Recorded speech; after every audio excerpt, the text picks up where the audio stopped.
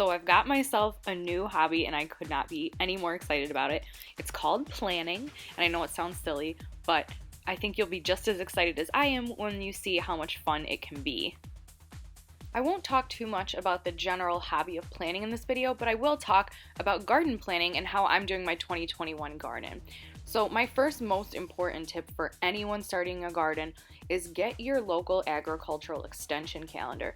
This is hands down the most important and most useful thing in my garden every year. It tells you when you can plant certain vegetables, when to start the seeds, when to put the transplants outside, and so forth.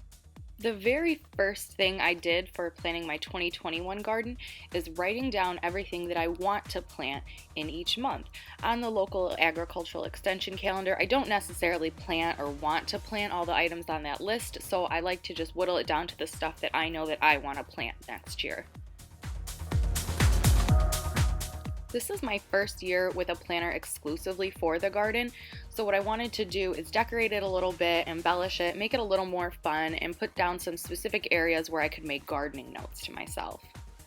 I found this sampler set of stickers online, and that actually helped me a lot and mark out some important dates in the garden. Now, I've seen online a lot of people will actually order custom stickers. That is something that I would like to do in the future, but since this is my first year with a planner just for gardening, I decided to take it easy and not spend all my money up front. But I was able to pull some really nice ones from this kind of sampler set that I found online.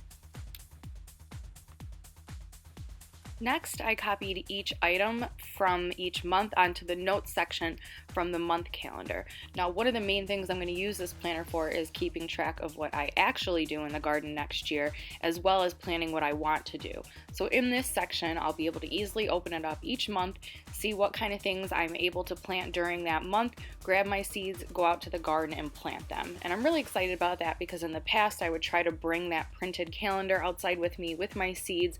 In this way, I have a much more organized method of bringing one thing out with me, and then I'll be able to record what I planted and when I planted it. There are some pitfalls to using the agricultural calendar. For example, there's things that I want to grow that aren't on that calendar, so I'll have to do my own research and figure out when to plant them. And I know not everyone's calendar is going to be as reliable or as good as mine is. I know, for example, my parents, their agricultural calendar is really confusing and difficult to read, and I tried to pull one for my friend Leah, and it was also confusing and difficult to read. So hopefully the one for your area is useful for you. I know I love mine, and I could not garden without it. Thanks for watching. I hope this video was helpful for you, and stick around for step 2 when we'll talk about planning the physical space of the garden for 2021.